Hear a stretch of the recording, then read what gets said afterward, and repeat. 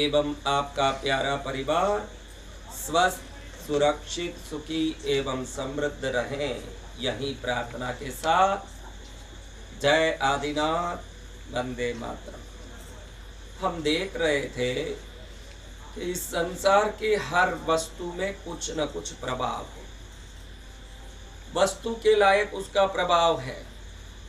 आप ध्यान रखिएगा, इस दुनिया में जितनी चीजों में सुगंध आती है वो सभी चीजें समृद्धि को आकर्षित करती, जिसमें सुगंध आती है।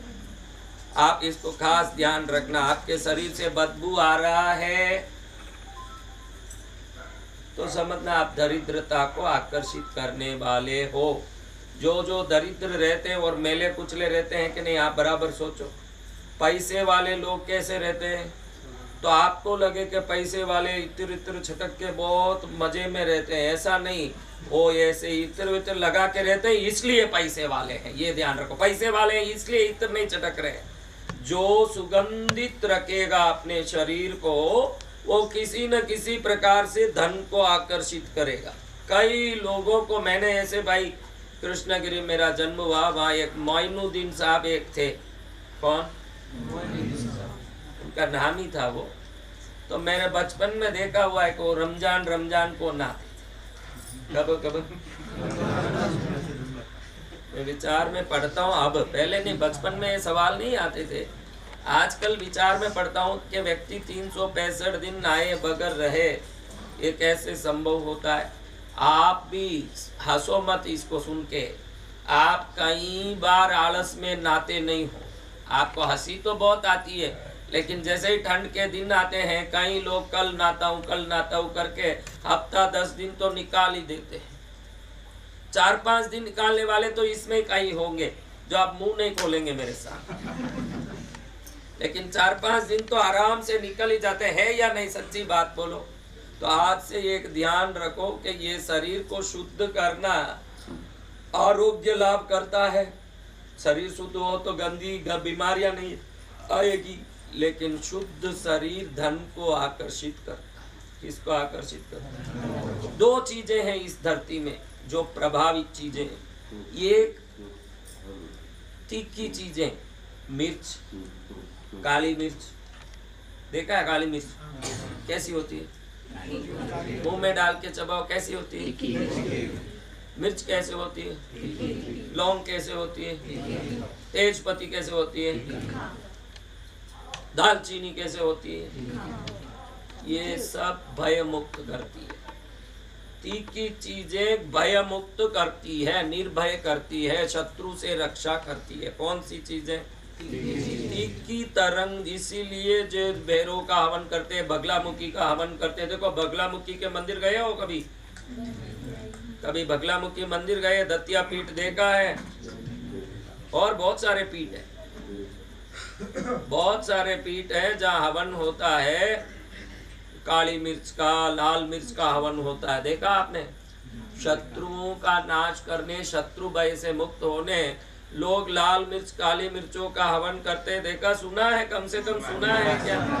देखा नहीं? जाने दो, आपको देखने का नौबत भी नहीं आए। भगवान से यही प्रार्थना कि ऐसा देखने का नौबत नहीं आए। लेकिन आप ध्यान रखो, तीखी चीजें रक्षा करती है। क्या करती है? सुगंधित चीजें धन देती है। क्या देती है? समझ गए बात? तो अगर आपका शरीर सुगंधित चीज हो जाए तो क्या होगा? तो कई लोग है, जीन्स पैंट जब से आया है ना, 15 दिन उसको पहन के रखते हैं। जब से जीन्स पैंट आ गया, क्योंकि मालूम ही नहीं पड़ेगा कब पहना, पिछला जन्म का है कि इस जन्म का पैंट है कि कब पहना। तो पहना, जिंदगी भर कोई मालूम नहीं पड़ेगा। इसको ही पूछना पड़ेगा कितना दिन से पहना बेटा। झूठ मत बोल, कितने दिन से ये पहना है? अभी देख रहा है उसको, देख के याद करेगा कि भाई पिछले साल पहना था, पिछले साल। तो आप ध्यान रखो, जो साधन आपको लाभ देते हैं, जैसे पहन लिया तो मेल ही नहीं दिखता है, इसलिए बहुत दिन पहन के बैठे हैं। दिखता नहीं है लेकिन है। क्योंकि दूसरा पहनते तो दिखता है, यानी वो आने वाला ही है। इसमें दिख नहीं रहा, लेकिन कोई आने वाला रुक गया। इसको पहनने से मेल दिखता नहीं है कि ये मेल आने से रोकता है। क्या होता है कि दूर से रोक रहा है कि मत आना मेरे पास। जो रुका नहीं है, जो दिखा नहीं है, वो तो अंदर में घुसा हुआ है। और जो गंदगी अंदर में घुस गई आपकी दरिद्रता को खींच के ही लाएगी। आप अरबोपतियों को कोई जीन्स पैंट पहन के दिखा दो, आप जो बोलूं मैं करूं। बड़े से बड़े पैसे वालों को जीन्स पैंट पहन के दिखा दो, आप दिखा भाई अंबानी पहन रहा जीन्स पैंट, दिखाओ आप, मने दिखाओ। तो पहनो, मना नहीं है, रोज शुद्ध होना चाहिए। जो वस्तु शुद्ध नहीं है उस वस्तु से आप दरिद्र देवी का निमंत्रण करते हो, आओ मेरे घर, आओ मेरे घर। गंदगी दरिद्रता को खींचती है। आजकल आपको क्या पाउडर लगाना, इत्र लगाना, नहाए नहीं धोए नहीं चले, खाली थोड़ा पाउडर लगा के इत्र छिड़क लेना, उसका बदबू और भारी पड़े। मेल पर इत्र लगाओगे तो और भारी है। समझ रहे हो ना? तो वस्तुओं का प्रभाव के बारे में बता रहा हूं मैं। वस्त्र भी ऐसा ही है। आपको पहले ही बताया, वस्त्र दो काम करता है, रंग से भी काम करता है वस्त्र, किससे? और कपड़े से भी काम करता। हम उसी बात पर गए तो मंदिर की प्रतिमाओं पर चले गए थे पिछले प्रवचन में। हम गए इसी में कि भाई सिल्क के कपड़े को, सिल्क का कपड़ा लो, कपड़े को ऐसे छटक के देखो, अंदर से चिंगारी निकलेगी जरी से, उसके अंदर अग्नि भरी हुई है। इसीलिए जरी का वस्त्र पहन के जो पूजा में जाता है, समझो आप किसी घर से मंदिर जा रहे हो वस्त्र पहन के, बीच में कोई सूतक वाला आके अड़ सकता है कि नहीं, स्पर्श कर सकता है कि नहीं? जरी का पहने हो तो सूतक लगेगा नहीं, क्योंकि उसकी जो चैतन्य शक्ति है हर सूतक को मार के भगा देती है। इसलिए जरी के वस्त्र में पवित्रता, दिव्यता मानी गई। किसमें? उसके बाद है ऊनी आसन, ऊनी वस्त्र। पुराने जमाने में आप पुराने राजा महाराजाओं के फोटो देखोगे, ऊनी वस्त्र का कोट सब पहन के राजा खड़ा होगा, टोपी की सब ऊनी। ऊन का वस्त्र पवित्र माना जाता है।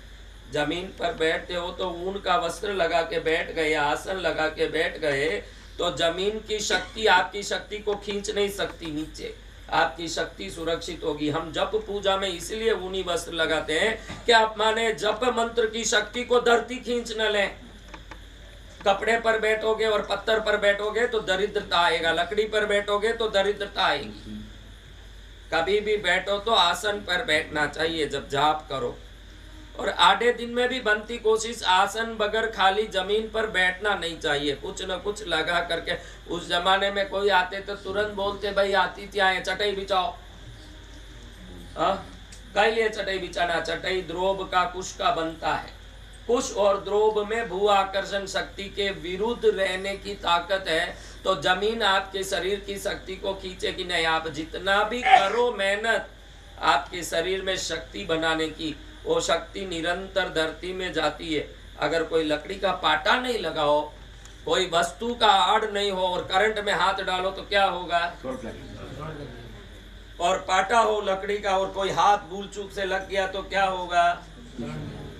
कुछ नहीं होगा। यानी कुछ चीजें इस धरती में काम करती है और कुछ चीजें उस धरती में आने वाली शक्तियों से हमारी रक्षा करती है। उसमें वस्त्र भी एक है। मनुष्य नंगा रहता तो चलता नहीं।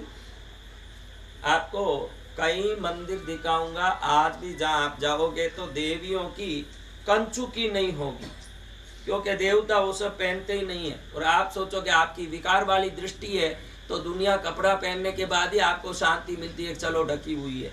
कोई नंगे आवे तो आपके मन में विकार आ जाता है। लेकिन हम वस्त्र शरीर ढकने के लिए नहीं पहनते। ये जो आपके दिमाग में है कि हम शरीर ढकने पहन रहे हैं, हम अब संस्कारी हो गए, सिविलाइज्ड हो गए हैं। हम सिविलाइज्ड होने के कारण कपड़ा पहनते हैं, आपको यही तो लगता है। आपको क्या लगता है? ये शरीर में ऊर्जा देने के लिए हम कपड़ा पहनते हैं। कपड़े में रुई को आग में डालो, क्या होता है? तो ज्वलनशील रुई में चैतन्यमयी शक्ति है। पत्थर को डालो, पिघलेगा। आग में डालो पत्थर, तो ये वस्त्रों में रंग जब मिलाते हो तो वो रंग भी विभिन्न काम करते हैं। ये भाई देखो अभी लाल कपड़ा पहन के बैठा है,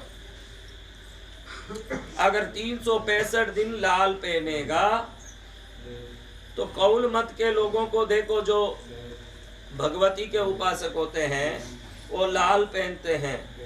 365 दिन लाल पहनोगे तो आप में उग्रता और तेज आएगा। क्या आएगा? 365 दिन आप सफेद पहन लोगे तो दया और प्रेम आएगा। फिर उस रंग में वो शक्ति है। आप 365 दिन सफेद पहन के घूमोगे तो आपके अंदर एक शक्ति आएगी कि दूसरों का भला करो। और काला पहनोगे तो उसके लायक आप में तामसिक गुण आने लगेंगे। आजकल काला पैंट तो बहुत ज्यादा पहनने लगे। ये बच्चे भी देखो तो कभी भी काला, हा? काला देखो टीवी सीरियल में कौन पहनता है? टीवी सीरियलों में आता काला पहना हुआ आदमी। कौन पहनता भाई काला? हा?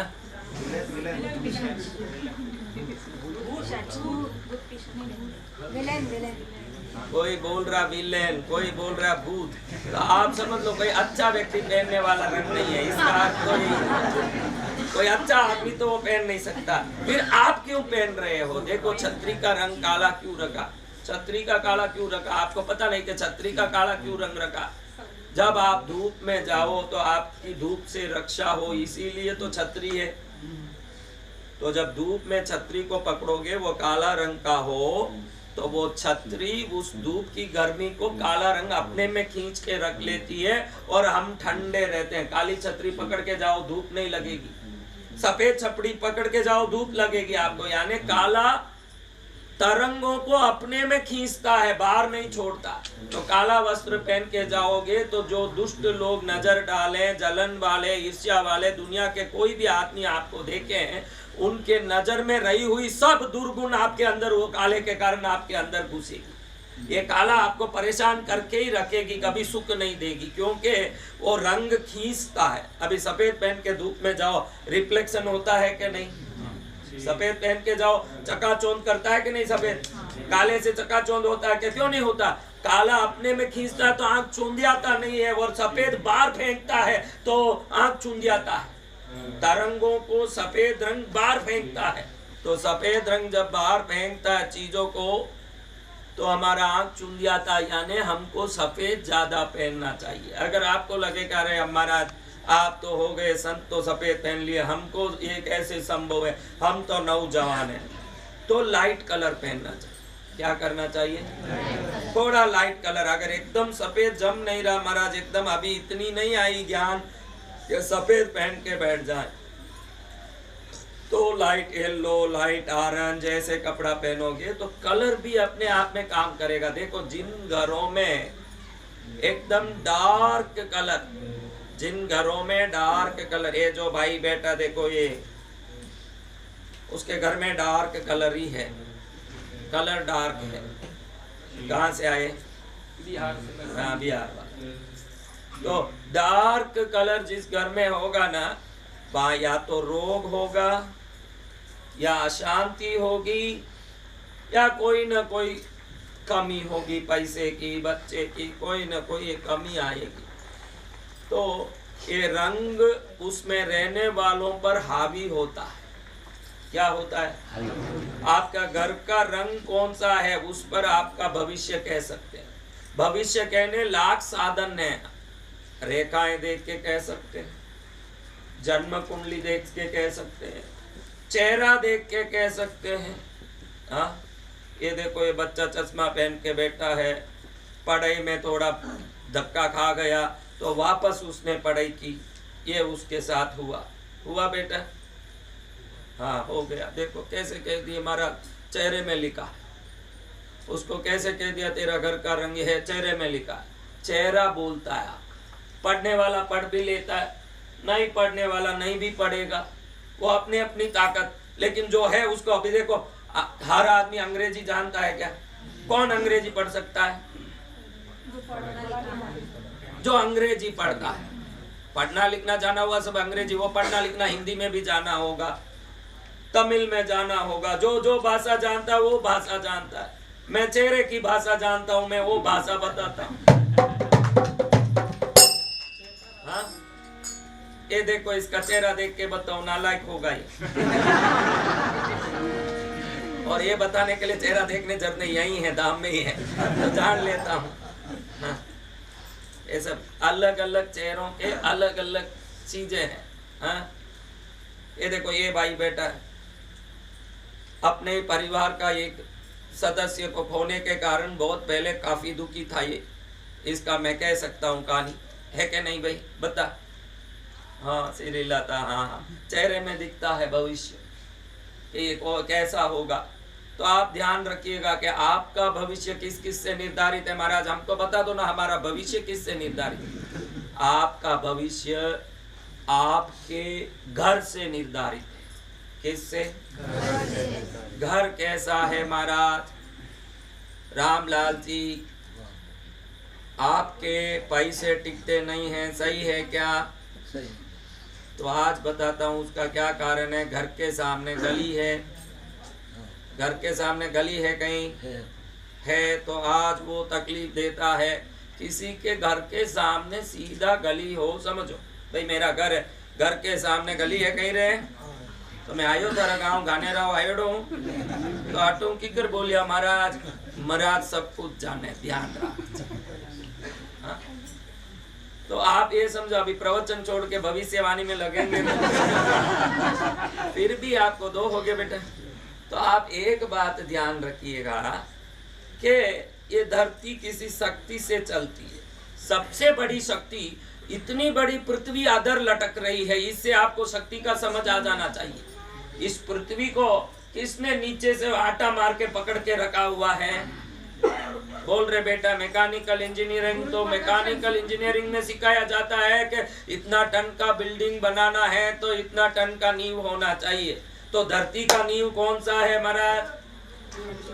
धरती, वो सब बातें हैं, अभी रहने दो। वैसे विज्ञान के अनुसार धरती अधर है कि नहीं?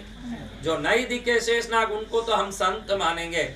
आप साइंस की बात करो, हम संत बोलेंगे कि शेषनाग पर टिका, शेषनाग किस पर टिका, और शेषनाग जिस पर टिके उस पर कौन टिका, कैसे करो तो बहुत लंबी बात है।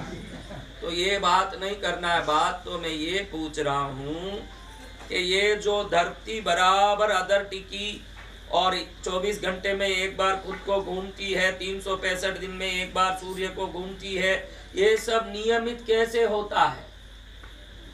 हाँ, कैसे होता महाराज? कौन सा नियम इसको करता है? ये जो गली है, ये गली दुख दे रही है। तो अब आपको मैं बताऊं कि घर क्या क्या कर सकता है। एक घर, देखो ये जो भाई बेटा कहाँ से आया भाई? मुंबई से आया। तो यहाँ जहाँ रहता है, इसके घर के सामने ही सीधा खंबा है। तो वो खंबा जिस दिशा में है वो काम करके ही रहेगा महाराज। हाँ, तो आप ध्यान रखो कि ये पृथ्वी एक शक्ति से चलती है। आप में भक्ति नहीं हो, थोड़ा कम हो चलेगा, वो धीरे धीरे बढ़ाना पड़ेगा। लेकिन शक्ति का समझ आप में आ गया तो शक्ति सही होते ही उस घर में ईश्वर का प्रवेश हो जाता है। जिस घर में सही, तो वो घर सही शक्ति वाला कैसा हो, अगले प्रवचन में ये बात हम सुनेंगे। जब तक के लिए आप विश्राम करते हैं, बोलो माता पद्मावती।